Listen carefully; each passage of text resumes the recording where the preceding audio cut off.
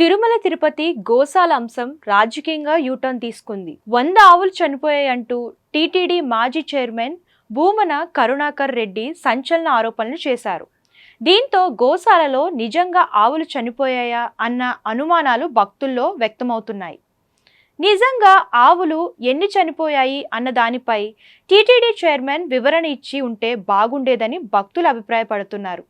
ఇక ఇదే అంశంపై మరింత సమాచారాన్ని రాయలసీమ నుంచి మా ఆంధ్రప్రభ టీవీ ప్రతినిధి మల్లికార్జున్ అందిస్తారు. తిరుమల తిరుపతి దేవస్థానం గోశాలలో 100కు పైగా ఆవులు మృతి చెందాయంటూ టీటీడీ మాజీ చైర్మన్ భూమన కరుణాకర్ రెడ్డి చేసిన వ్యాఖ్యల నేపథ్యంలో ఈ అంశం పెను దుమారం లేపిందనే మనం చెప్పుకోవచ్చు. నిజంగా గోశాలలో ఏం జరుగుతుంది, ఎందుకు ఆవులు మరణిస్తున్నాయన్న అంశం పైన కూడా అనేక అనుమానాలు వస్తున్నాయనే మనం చెప్పుకోవచ్చు. ముఖ్యంగా గడిచిన 3 నెలల్లోపు కూడా ఆ గోవులు అనేటివి కూడా అనారోగ్యంతో మృతి చెందుతున్నాయి. టీటీడీ అధికారులు వీటిని పట్టించుకోవడం లేదు అని చెప్పేసి కూడా భూమన కరుణాకర్ రెడ్డి ఆరోపణలు చేశారు. భూమన కరుణాకర్ రెడ్డి చేసినటువంటి ఆరోపణల నేపథ్యంలో కూడా ఎవరైతే టీటీడీ చైర్మన్ బిఆర్ నాయుడు ఆ ప్రాంతానికి వెళ్ళారని చెప్పవచ్చు. అక్కడ గోశాలను కూడా ఆయన పరిశీలించారు. అయితే భూమన కరుణాకర్ రెడ్డి ఆరోపిస్తున్నట్లు ఇక్కడ ఆవులు మృతి చెందలేదు, చనిపోతే 1 లేదా 2 చనిపోతాయి, కానీ 100కు ఆవులు ఎలా చనిపోతాయి, ఆయన చేస్తున్నటువంటి ఆరోపణలో నిజం లేదని చెప్పేసి కూడా ఆయన చెప్పడం జరిగింది. అయితే వాస్తవంగా ఒక ఆరోపణ టీటీడీ పైన కానీ అదేవిధంగా గోశాల పైన వస్తున్నప్పుడు దాన్ని నివృత్తి చేయాల్సినటువంటి బాధ్యత మాత్రం ప్రభుత్వం పైన ఉందని చెప్పవచ్చు.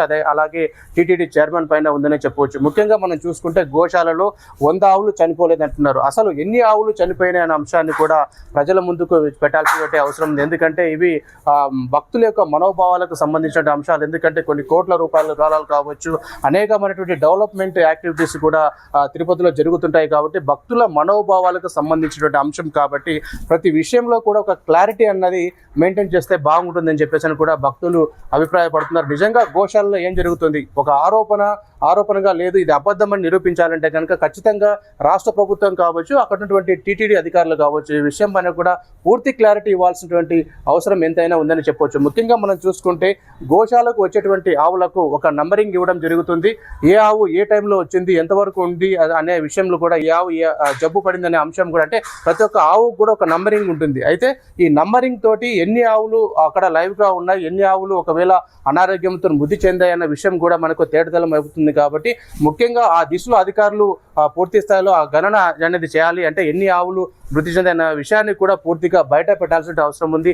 ఏమీ చనిపోలేదు అని చెప్పడం అయితే కరెక్ట్ కాదు. కాబట్టి ఒక ఆరోపణ వచ్చినప్పుడు దాన్ని నివృత్తి చేసుకోవాల్సినటువంటి అవసరం ఉంది. ముఖ్యంగా ఈ నంబరింగ్ ఇచ్చింటారు కాబట్టి ఆవుల సంఖ్య అన్ని ఆవులు కూడా సురక్షితంగా ఉన్నాయి. వాటికి కావాల్సినటువంటి దానా కావచ్చు, మిగతా అంశాలని కూడా మేము అన్ని కూడా సరఫరా చేస్తున్నామని చెప్పేసి కూడా అక్కడ ఉన్నటువంటి సిబ్బంది కావచ్చు, అక్కడ ఉన్నటువంటి టీటీడీ చైర్మన్ కావచ్చు, ఆలయ ఈవో కావచ్చు, ఈ అంశాలన్నీ పైకి చెప్తున్నప్పటికీ వాస్తవానికి గోశాల విజిట్ చేసినప్పుడు ఆ గోవులన్నీ ఇక్కడే ఉన్నాయి, దానికి సంబంధించిన నంబరింగ్ ఈ విధంగా ఉంది అని చెప్పి ఒక చార్ట్ను కూడా విడుదల చేయాల్సిన అవసరం ఉంది. ఎందుకంటే చాలా అనుమానాలు రేకెత్తిస్తాయి కాబట్టి. ఎందుకంటే ప్రతిపక్షంలో ఉన్న పార్టీ ఒక ఆరోపణ చేసింది, ఆరోపణ నివృత్తి కావాలి అంటే కనుక పూర్తి స్థాయిలో ఎన్ని ఆవులు ఉన్నాయి, ఎన్ని ఆవులు మరణించాయి, మరణించిన ఆవులు అనారోగ్యంతో మరణించాయా లేకపోతే ఫుడ్ లేక మరణించాయా. వాస్తవానికి ఈ ఆరోపణ వస్తుంది ఏంటంటే ఫుడ్ లేక సరిగ్గా ఆహారము ఆవులకు అందక ఈ చనిపోతున్నాయి అన్నది ప్రధానమైనటువంటి ఆరోపణగా వస్తుంది.